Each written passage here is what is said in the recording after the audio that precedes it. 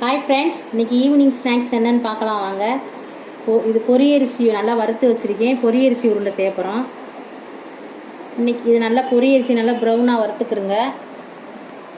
தேங்காய் நல்லா பொடி பண்ணி வச்சுருக்கேன். சீனி, 4 ஏலக்காய். இப்போ இதெல்லாம் மிக்சியில் போட்டு அரைச்சிக்கலாம் ஒன்றா. இப்போ இது எல்லாத்தையும் ஒன்றா மிக்சியில் போட்டு அரைச்சாச்சு. இப்போ இதை நல்லா கொட்டிட்டு இதோட இந்த தேங்காய் துருவல் இதோட சுடுதண்ணியை பிணைஞ்சு மாவை உருட்டிக்கலாம்.